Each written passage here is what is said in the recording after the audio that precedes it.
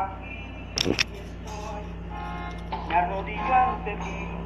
Perdóname, Señor, por tu dolor, por nuestro desamor. Oh, Señor, nos duele la verdad, porque te abandoné. Tu cuerpo, tu alma maltraté y también tu sangre vi correr, tu llagas lastimé. Oh Jesús de Nazaret,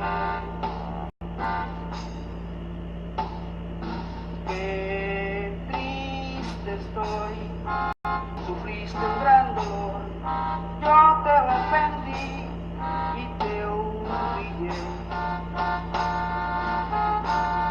y yo de ti sentí todo tu amor, tu inmenso y gran amor, que ciego y débil fui. Perdóname, Señor, y ten piedad de mí, por lo que María sufrió. Oh Señor, ten piedad. Se oye un niño llorar, se oye un hombre rezar, se escuchan muchos rezos a la vez. El pueblo entero pide con fervor un fuego de libertad. Soy un hijo de fe, soy un hijo de amor. Buenas tardes, tengan todos, nuevamente transmitiendo en vivo estos espacios de Semana Santa para todos ustedes, a petición de ustedes. Estaba un poquito alejado de los videos por motivos académicos, pero ya nuevamente estoy acá con ustedes para seguirles explicando la historia, los acontecimientos, las costumbres que conjugan la tradición de Semana Santa en Santiago de Tolú, el máximo patrimonio que nosotros los toludeños tenemos. Mi nombre es Alberto Rebollo, soy historiador, egresado de la Universidad del Atlántico. Actualmente realizo segundo semestre de especialización en Educación, Cultura y Política de la Universidad UNAP. Varios amigos me estuvieron comentando que porque estaba muy ausente. Bueno, ya les comenté unos compromisos académicos con la universidad.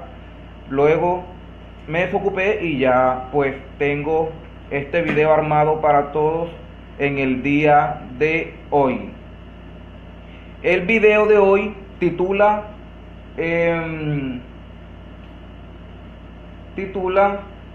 Innovaciones a lo largo de la Semana Santa de Santiago de Tolú.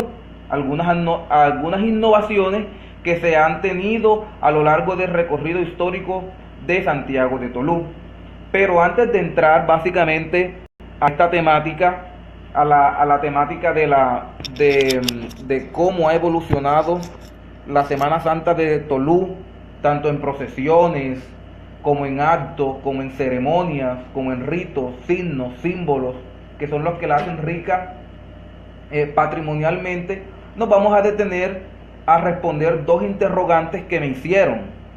La gente está muy motivada con estos videos, la gente está muy emocionada, está a la expectativa. Un saludo a Carlos Torres, que siempre nos sintoniza y fue uno de los que me dijo: ¿por qué no has hecho más videos? ¿Qué pasa? Quiero conocer más de mi tradición, de mis raíces. Un saludo para Carlos, que siempre nos está sintonizando. La primera pregunta que me hicieron fue la siguiente: si la Semana Santa de Mompox y la Semana Santa de Tolú básicamente surgen para la misma época, porque tienen muchas diferencias, o se las digo de otra manera, porque si estas dos manifestaciones nacen al mismo tiempo, tienen no tienen muchos elementos en común o no tienen elementos en común.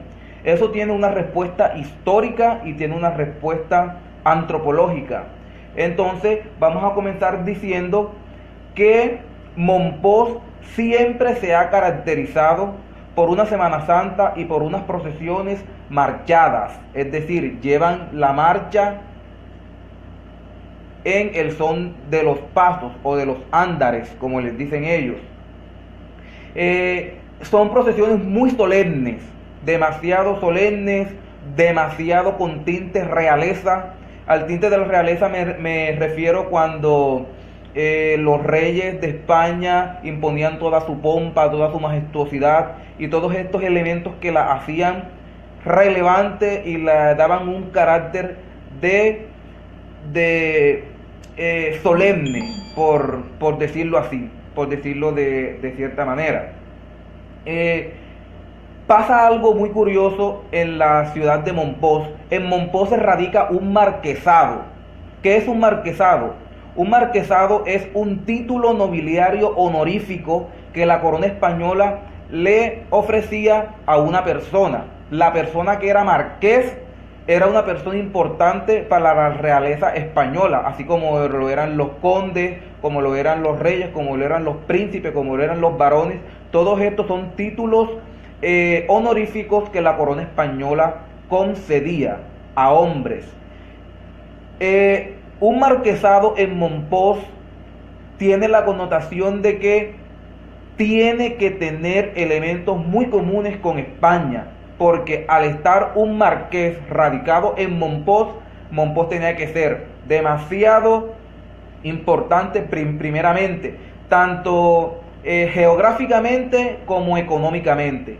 Tenía que poseer unas edificaciones, unos monumentos un poco relevantes para que el marqués se haya radicado en Mompox.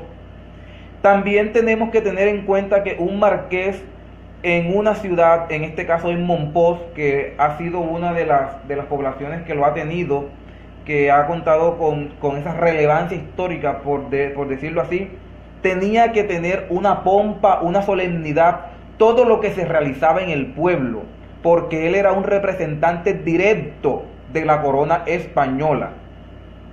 Entonces vemos que las celebraciones procesionales o la Semana Santa de Mompox tienen estas características: marchada, lujo en los pasos, en la decoración de los pasos, básicamente en molduras y en todo lo que tiene que ver con elementos decorativos, la solemnidad y el tinte de realeza española. Esto lo vemos en todas las celebraciones procesionales de Mompox. ¿Por qué? Porque así lo radicaron los que estaban, así debía cumplirse por estar en Mompox radicado un marqués, es decir, un representante directo del rey, y tenía todas estas características. ¿Qué pasa con Tolú? Tolú siempre ha sido un pueblo de negros. La connotación de pueblo de negros no es exclusiva o no es excluyente desde la terminología histórica. Nosotros los historiadores no podemos llamar a esta clase de personas afrodescendientes, porque afrodescendientes no es un término histórico, es un término político, y nosotros estudiamos historia, somos historiadores y llamamos a las cosas por lo que son y por lo que se estudia, por el sentido que se tiene. Ahora, un pueblo de negros en historia no es o no se le da el tinte de despectivo o de marginado.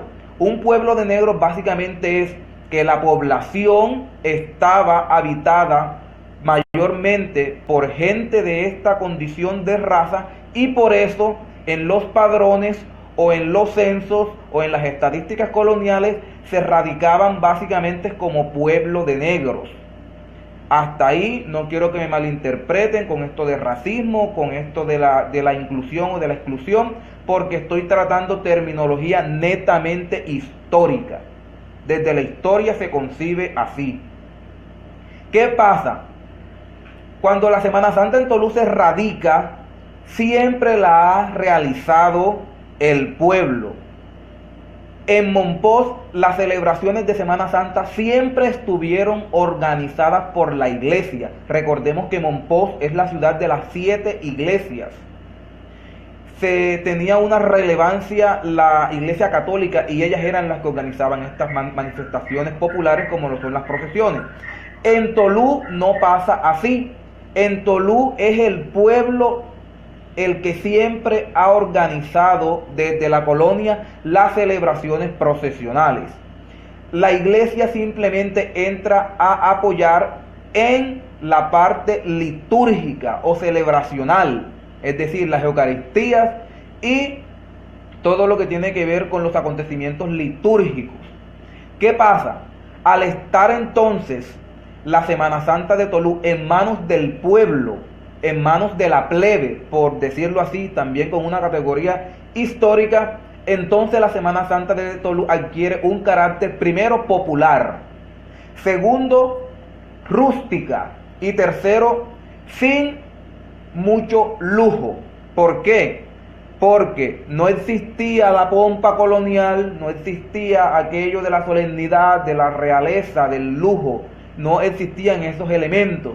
Esto es básicamente lo que hace identificar o marcar una línea de la Semana Santa de Tolú y la Semana Santa de Mompox, aún estando cronológicamente ubicadas para la misma fecha.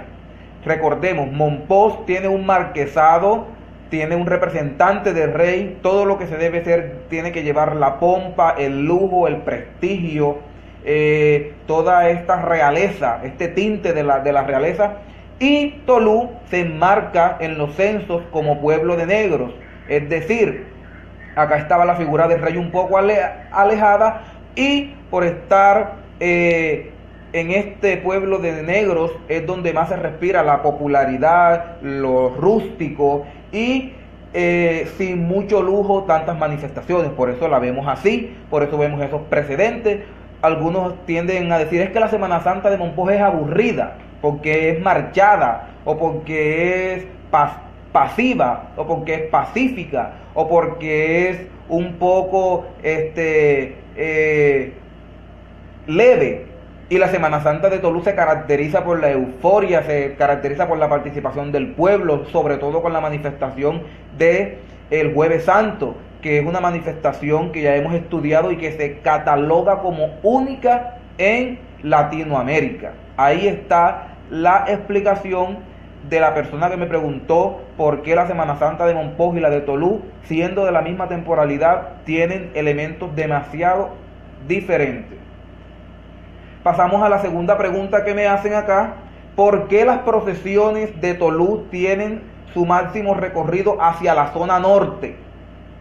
Ustedes ven que la procesión sale de la iglesia, coge por toda la 16, dobla por donde el profesor César Iriarte, dobla por donde el profesor José Carrillo y sube, es decir, coge siempre el norte, siempre norte, norte, norte. Son pocas las procesiones que tienen un recorrido para la zona sur de Tolú, o pocas.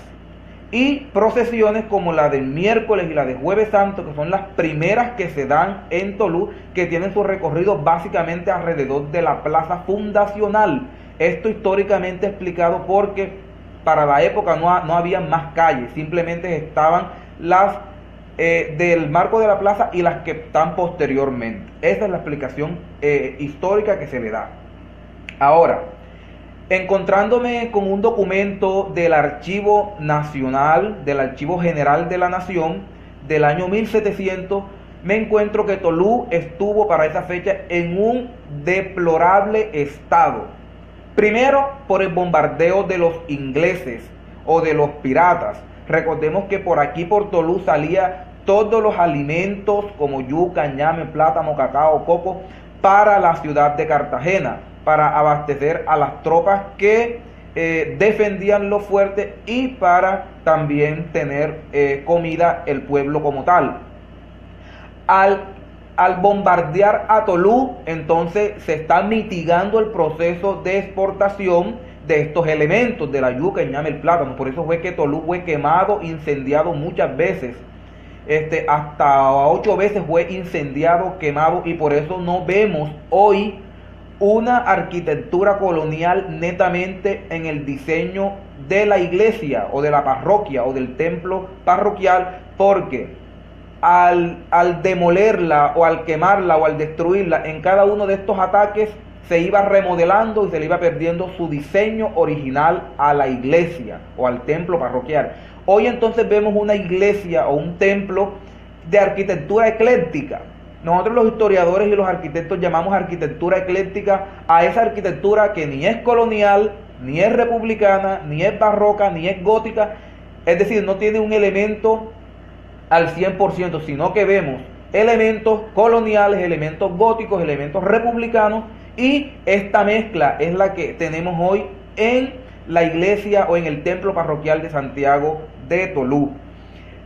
Les quería comentar esto porque esa fue una de las principales facetas o de los principales acontecimientos que indujo a que la villa de Tolú cayera en un estado deplorable.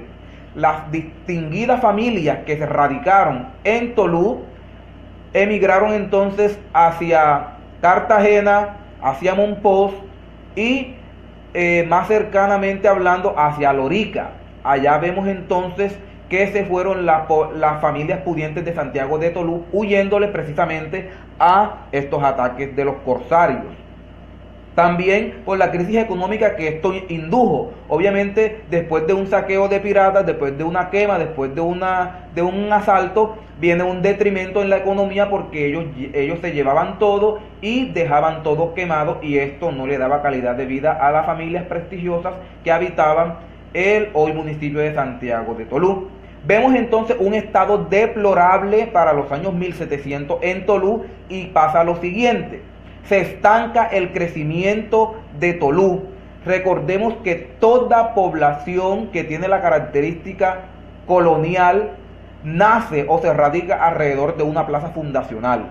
Todas las poblaciones coloniales nacen alrededor de una plaza, o de hoy como lo llamamos un parque. En ese parque, que se radicaba básicamente el cabildo, que era la autoridad que se encargaba de regir en el modo de justicia al pueblo, que hoy vendría siendo la alcaldía, y la iglesia como ente religioso controlador. Estos dos entes eran los que se encargaban del control de los pueblos de la colonia.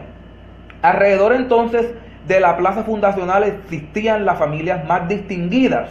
Entre más alejadas estuvieran las casas de la plaza fundacional o del parque, era menor el rango social que tuvieran las familias.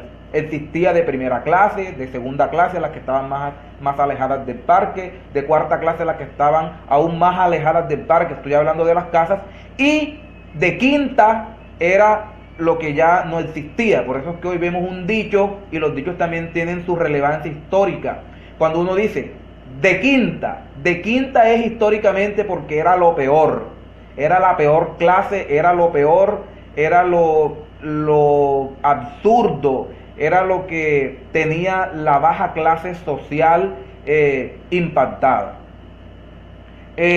Al tener entonces Tolú este estancamiento, porque ya las familias no se radicaban en Tolú o porque las que estaban ya se habían ido, comienzan entonces a emigrar de Cartagena negros cimarrones. Los negros cimarrones son los que están radicados en los palenques, y les voy a explicar. Primero, se le llaman cimarrones porque buscaban las cimas de las montañas para esconderse cuando se les escapaban a los hacendados coloniales o españoles. Y el palenque viene de palos. Era una edificación que hacían los negros cuando se escapaban y lo cercaban con palos alrededor. De ahí viene la palabra palenque. Comienza entonces a emigrar de Tolú, de Cartagena, a esta parte del sector norte, porque recordemos, si nos ubicamos geográficamente, el norte de Tolú colinda o tiene su cercanía con San Onofre, que también es un pueblo de negros, y con Cartagena, que tenía presencia negra también. Entonces vemos que se comienza a venir o comienzan a llegar a estas partes como de Pita como de estos corregimientos que hoy tenemos al norte del municipio, los negros comienzan a radicarse o comienza a radicar la presencia negra. Entonces, se estancó Tolú en su plaza fundacional, pero tuvo un auge urbanístico o poblacional para el norte, por esto que ya les expliqué. Entonces comienza Tolú a tener una urbanidad al norte, básicamente por los negros, básicamente por esta raza que hoy es la mayoritariamente expuesta en el censo de Tolú. Entonces, para el norte fue que se extendió el pueblo. La zona sur del pueblo estuvo habitada no hace más de 50 años, no hace más de 40 años. Por eso todas las procesiones tenían o tienen su recorrido hacia esa zona. Primero, porque era donde habían calles, donde habían casas, es decir, donde estaba la presencia urbanística. Segundo, ¿por qué? Porque para esa parte entonces vivían las autoridades de la Semana Santa, vivían los nazarenos mayores, vivían los encargados de las realizaciones, y también era un prestigio que una procesión pasara por la casa, vamos a suponer, de Aliquí, que vivía en la calle 20 con carrera, creo que esa es cuarta, si no estoy mal. Entonces por ahí doblan las procesiones, básicamente, ¿por qué? Porque para allá se extendió el municipio, para allá se extendió Tolú, para allá habían calles, para la zona sur no las había, y por lo tanto se tenía que transitar obviamente por las calles que tenía en ese tiempo Santiago de Tolú.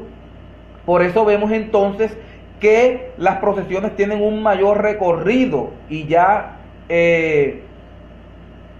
¿cómo les digo?, de característica costumbre o costumbrista para esa zona. Bueno, también quiero comentarles algo, ya vamos a entrar a la temática como tal, que es cómo estuvo o cómo se dan las innovaciones en la Semana Santa de Santiago de Tolú.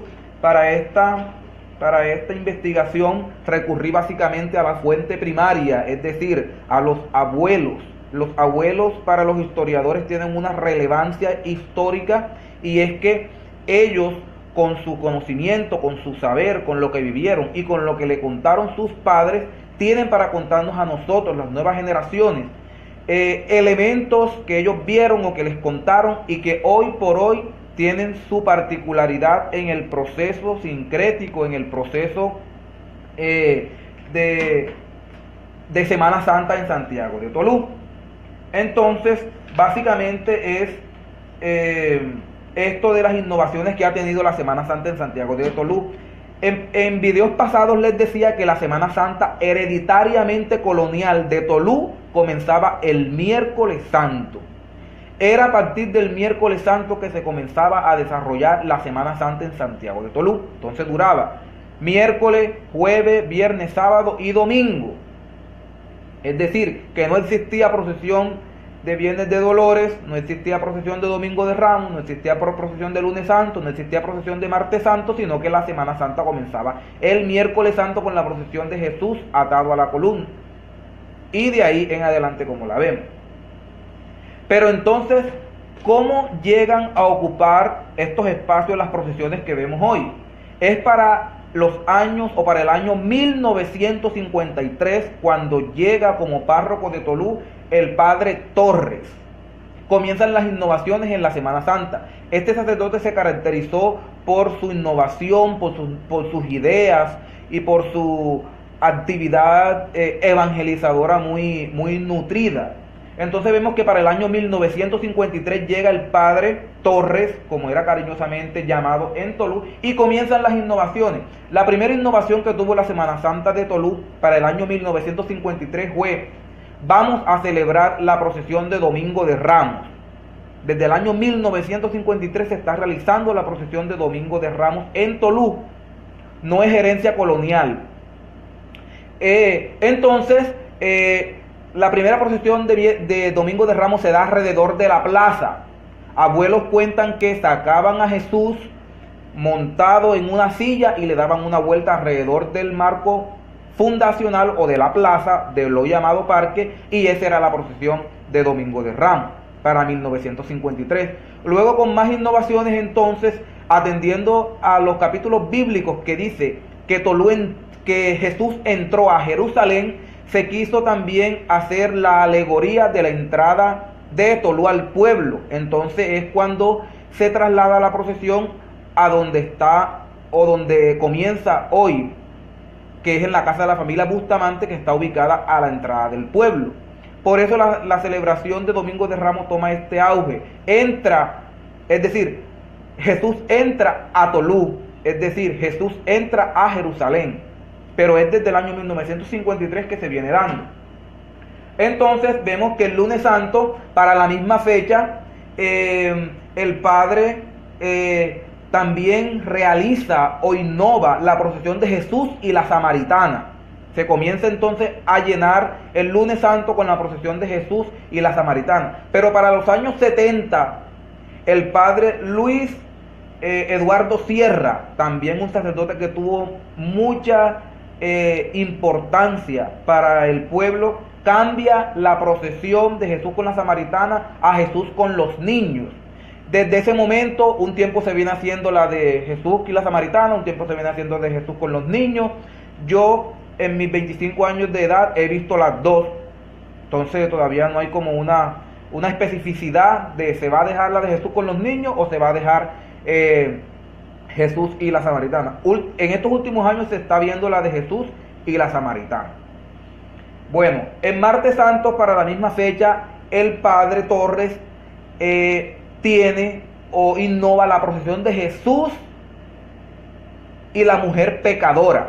Este es el capítulo que dice que Jesús estaba en casa de uno de sus amigos y llega una mujer pecadora que no se le atreve a mirar a los ojos, sino que solamente le echaba perfume a los pies de Jesús y con el cabello se lo secaba. Ese es el pasaje bíblico. Esa fue la primera procesión que tuvo cabida en el Martes Santo.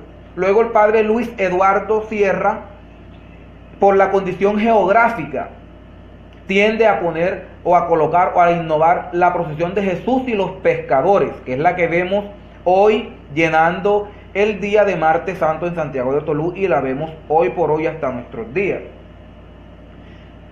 Listo. Esa es la innovación que se le da, no hace más de 80, 90 años, a la Semana Santa de Santiago de Tolú. Ahora viene Miércoles Santo, que es desde donde iniciaba la Semana Santa hereditariamente colonial, y la vemos con unas innovaciones también. Antes de que saliera Jesús atado a la columna, salía un paso. Ese paso o esa imagen procesional se llamaba el niño perdido. Es aquel episodio bíblico cuando María y José van al templo y se les pierde el niño y comienzan a buscarlo por 3 días y luego lo hallan entre los doctores de la ley explicándole las escrituras bíblicas y estaban aterrados con su conocimiento. Cuentan los abuelos, cuenta mi abuela, que cuando esa procesión llegaba a la esquina del Urbano se devolvía. Y entonces la segunda procesión que salía enseguida era la del beso de Judas, que era Judas besando a Jesús, el beso de la traición, que es donde ya se lo llevan preso para toda la pasión, muerte y resurrección. Luego venía la procesión de Jesús orando en el huerto. Recordemos que la marcha de Miércoles Santo se llama Jesús orando. Esto tiene mucha relevancia o mucha empatía con la procesión que salía antes de la salida del paso que vemos hoy, Jesús atado a la columna. Vemos también entonces que después del beso de Judas venía esa procesión de Jesús orando en el huerto. Y la quinta procesión era Jesús atado a la columna, como la vemos hoy. Luego venía la Virgen de los Dolores vestida de blanco, venía San Juan con su dedo señalador, que antes lo tenía así, ahora lo tiene así, porque San Juan, teniendo el dedo así, se le llama litúrgicamente o se le llama católicamente como San Juan del Camino, porque va señalando el camino de la pasión, muerte y resurrección. Y el San Juan que vemos así es San Juan de la Buena Muerte, el San Juan que está al pie de la cruz junto a María, en el momento de la agonía y muerte de nuestro Señor Jesucristo. Ya no vemos un San Juan señalador del camino, sino un San Juan contemplador del crucificado. Esa es básicamente la innovación que tuvo la celebración de Miércoles Santo en Tolú, y que hoy no la vemos así. Hoy solamente vemos que sale la procesión de Jesús atado a la columna y se sigue sacando la Virgen de los Dolores, San Juan, ya no con el dedo apuntador, sino San Juan de la Buena Muerte, como te los expliqué, y la Verónica. Llegamos entonces a la celebración de Jueves Santo, y les quiero comentar que para los años 40, a los años de 1940, el paso del Jueves Santo, que también era de Miércoles Santo, era de color rojo y azul. Estos eran los colores para la fecha. Llevaba entonces 4 candelabros en las puntas, y esos candelabros llevaban unas velas, porque no había luz eléctrica, no había batería, no había bombillo, ni había ese auge electrónico que tenemos hoy. Llevaba también unas cortinas, el paso llevaba unas cortinas a cada lado, imitando la herencia española. Para los años 30 y 40, las caídas de Jueves Santo se hacían dentro de la iglesia. Luego se dejan de hacer y posteriormente se hacen ya en el atrio de la iglesia, como la vemos hoy. El Viernes Santo existía la Hermandad de las Madres Dolorosas. Estas eran prestigiosas mujeres de clase muy alta del pueblo que se vestían de chalina negra, vestido negro y una cinta morada en su cintura. Eran las encargadas de realizar los arreglos de la procesión de la Dolorosa y del Santo Sepulcro. Eran una hermandad que hoy por hoy no vemos. La Virgen de los Dolores llevaba un palio. Un palio es 4 palos alrededor del paso y un techo. Este era negro y tenía un fondo de estrellas. La Virgen de los Dolores llevaba puñales y corona de plata. Hoy solamente la vemos con los puñales. La corona ya no la vemos sobre su cabeza. Para el año 1983, el padre Luis Eduardo Sierra crea la hermandad o la fundación de Caballeros del Santo Sepulcro. Para el 83, no es tan antigua. Y el sábado de gloria se hacía la misa de gloria o la vigilia pascual a las 12 de la noche. Hoy la vemos a las 7 de la noche, a las 8 de la noche, según el querer del párroco. Bueno, para los años 70, para la década de los 70, es cuando se dan las innovaciones que tiene la Semana Santa hoy por hoy y que no se han dado más. Es decir, para la década de los 70 es que se hacen o que se hacen las últimas reestructuraciones de lo que vemos hoy por hoy. Implementan el recibimiento de San Juan con los niños, que no se hacía. Vuelven las caídas a hacerse después de un tiempo que no se hacían. Recordemos que primeramente las caídas se hacían dentro de la iglesia, luego tuvieron un tiempo en que no se hacían, como de 20 años, y luego por iniciativa de el nazareno mayor Pedro Lucio Ayala Díaz, se hacen o se retoman las caídas, pero ya en el atrio de la iglesia, es decir, en toda la parte frente de la iglesia. Se realiza la procesión de la cruz el miércoles de ceniza, también es nueva, puede tener aproximadamente de 20 a 25 años. Y Aura Regina compone la plegaria a nuestro Rey, que es hoy por hoy el canto o el pregón que identifica la Semana Santa de Santiago de Tolú y básicamente el Jueves Santo. Esto era todo por hoy, esto era lo que les quería compartir hoy. Primeramente los 2 interrogantes que me generaron de por qué la Semana Santa de Monpós y la de Tolú no se parecen, si tienen la misma temporalidad histórica de nacimiento, y segundo, por qué las celebraciones procesionales siempre tienden a tener su ruta hacia el norte y no hacia el sur, y básicamente estos elementos fundamentales de innovaciones que se han tenido o que se ha logrado en la Semana Santa de Santiago de Tolú, atendiendo que hereditariamente colonial la Semana Santa comenzaba el miércoles santo, pero que por innovaciones de sacerdotes a partir del año 1953 se le dio desde el domingo hasta el domingo de resurrección, desde el domingo de Ramos hasta el domingo de resurrección, una Semana Santa completa procesionalmente. Muy buenas tardes tengan todos, nos vemos en una próxima.